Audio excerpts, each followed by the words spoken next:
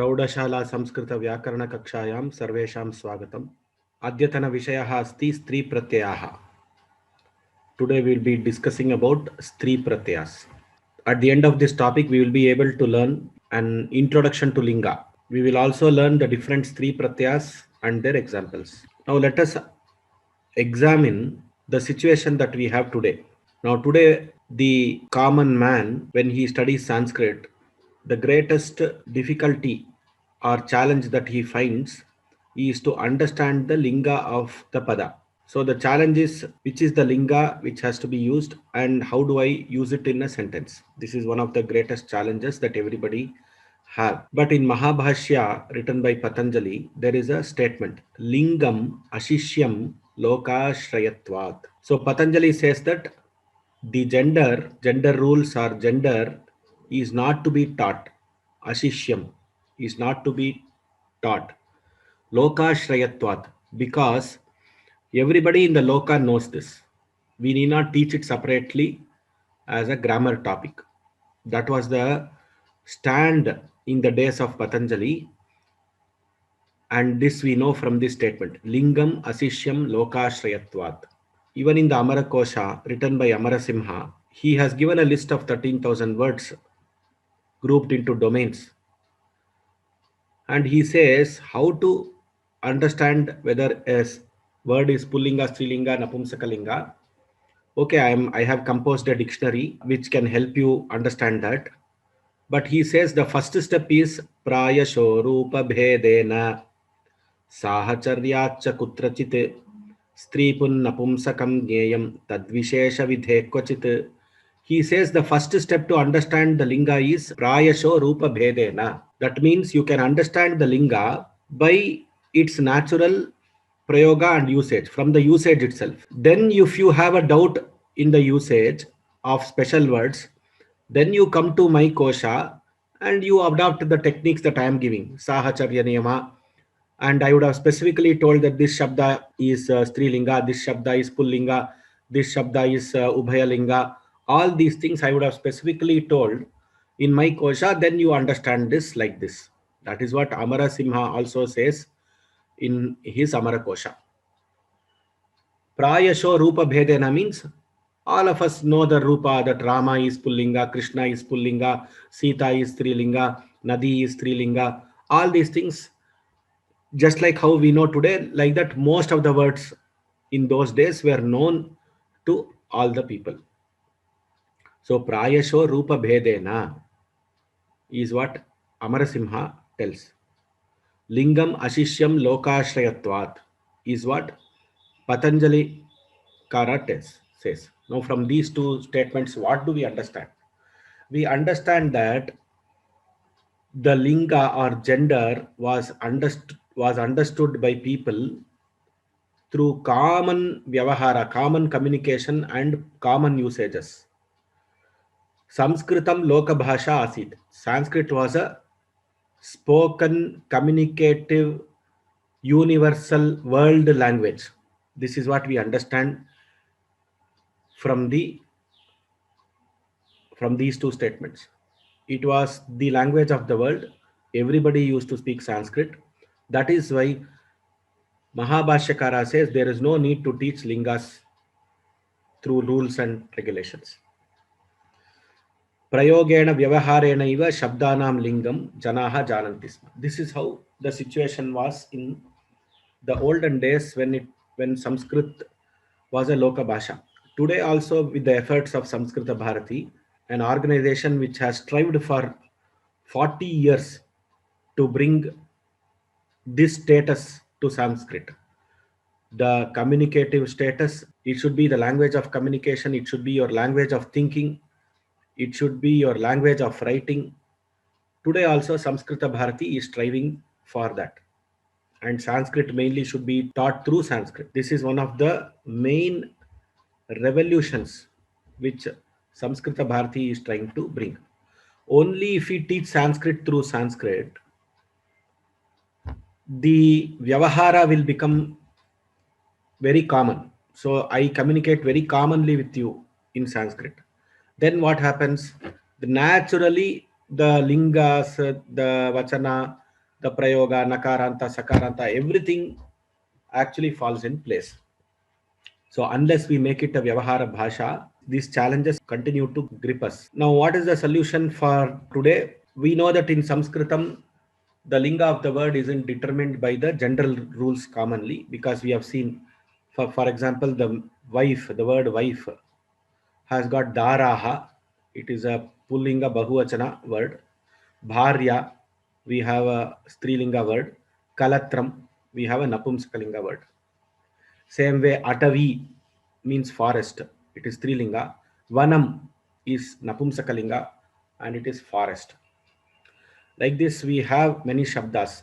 Devaha, Amaraha is Pullinga word, whereas Devata is Strilinga word. Swarga is a Pullinga word, whereas Dyo is a Strilinga word.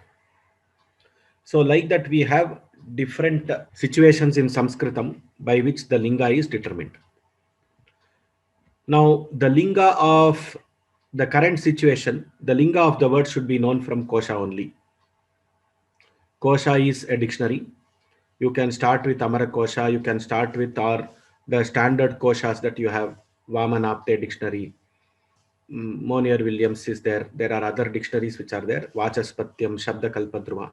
Prefer to use Indian dictionaries, Vachaspatyam, Shabdakalpadruma, and Amara Kosha. These are the standard koshas from which you can understand the linga of the words. There is Panini's Linganushasana. Panini has given a Linganushasana where he has given some guidelines on how the linga of the word. So, which are the categories of words which come under which lingas? Like that, he has given some rules for Linganushasana. That is a higher aspect of study. But at this level, we will have to know the linga of the word from the kosha dictionary. From the dictionary only. All of us should have a dictionary and we should know from that only. These days we have online dictionaries. We have something called kosha.sanskrit.today where you can go there and you can type your shabda and you can know the linga of the word. It is a dictionary aggregator. It aggregates all the dictionaries and gives you the meaning of the gender of the word is also given along with the meaning, etc. So today's stand is we have to know the linga of the words from the kosha only. Why a particular shabda is in a particular linga, what is the logic of linga nirnaya in Sanskrit is outside the scope of this course. This is a very advanced topic. We will have to learn that in Padiniyam and further to Padiniyam. We will have to learn that in that course. So we will not be answering any questions related to that particular aspect. Now coming to the Strilinga. Now words are in Strilinga. See, by nature a word can be, its gender can be a Strilinga. For example, Lakshmihi, Matihi, Shaktihi, all these kind of words, Yuvati, are naturally Strilingas. So just like how Rama Shabda is naturally Pullinga, same way you have Pritihi, Nitihi, Matihi, Lakshmihi, all these things are naturally Strilingas. So when the word would have originated in the Vedas, it would have originated as a Strilinga Shabda only. These are words in Strilinga, which we have, just like how we understand Pullinga words. Ramaha is Pullinga, Krishnaha is Pullinga, Guruhu is Pullinga, just like how we understand that, same way we have to understand these words also.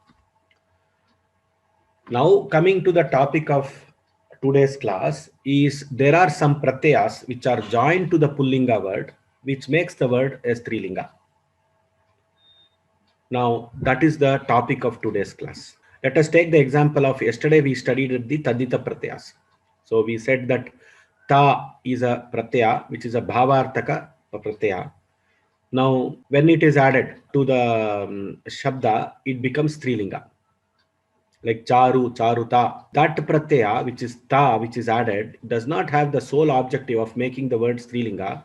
It is a Tadita pratyaya and incidentally it became a Strilinga. Now, we are not discussing such pratyas in this class. We are going to discuss such three pratyas whose sole objective is to change the linga of the word. So there are some other pratyas whose sole objective is to change the linga of the word to Strilinga. And when such a change is desired, we use that pratyaya and we change it to Strilinga. These kind of pratyas are going to be discussed in this topic, and they are called as three pratyas. Now, how does this work? There is a pratipadika, then you have a stri pratyaya. Then what will happen is it will become a strilinga shabda. Now, to that you add supratyaya, it will become strilinga subantam. Okay, we'll see some example. Now you have an aja as a pratipadika. Aja shabda. Aja is a goat. Now you want to indicate a she goat. Aja pratipadika. You add the pratyaya top, which becomes a. So aja plus a will become aja. Now to this aja, it is a strilinga pratipadika now. You add supratyaya, which is prathama vibhakti pratyaya. Say bahuvachana you want to add su aujas, aja, aje, ajaha. It becomes strilinga subanta ajaha, she goats. So this is how the entire thing works. Now what are these three pratyas and how many such pratyas are there? There are 8 stri pratyas actually, but finally it boils down to only 4. So what is there in given in blue is the final form of the pratyas. So you will have an akaranta, ikaranta, ukaranta, and ti. So a, e, u, and ti. Now a means you have top, dap, chop. These are the actual pratyas which are added. And in the case of e, you have neep, nish, nin. These are the pratyas which are added. In the case of u, final form u, you have ung as a pratyaya. And in the case of ti, you have ti as a pratyaya. Now these 8 pratyas, tap, dap, chap, neep, nish, nin, ung, ti, are called as three pratyas. Now there are extensive rules in Paninian grammar which determine when which should come, which again we cannot study here. We will only study only the examples. Now finally, top, dap, chop results in dirgha akaranta. Neep, nish, nin results in dirgha ikaranta. Ung results in ukaranta. Ti results in tikaranta. Now, what is the difference between neep and nish, sir? When neep and nish and nin, all three give ikaranta, why should we have three pratyas? Tap, dap, chop, everything is akaranta. Why should we have three pratyas? You can as well have a top pratyaya and say everything is a. So all these questions and answers are beyond the scope of this course. So we will have to deal with it in the Paninian course only. So there is a three pratyaya course of Siddhanta Kaumudi done by Soumya Krishnapur in Vyoma Labs, sanskritfromhome.in. Please go through those chapters. If you can understand Paninian grammar and the sutras, etc., you can definitely go through the Sri Pratyaya part and you can understand it in detail. Sri Pratyaya itself is dealt with, say, in 30-35 classes. So that is the extensiveness of this topic, and that is how it has to be dealt. Then only you will understand most of it. Now, at the high school level or at the beginners level, what we study is the forms and how they become Strilinga forms. Pullinga form and the Strilinga form is what we will be learning. I will also mention the pratyaya to understand what may be the pratyaya, etc., just for academic interest. So the study of differences in all these three pratyas is beyond the scope of this class. We will just learn the pratyaya and example.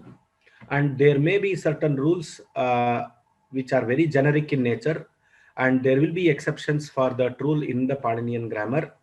So we will take the examples and go forward and learn these three pratyas.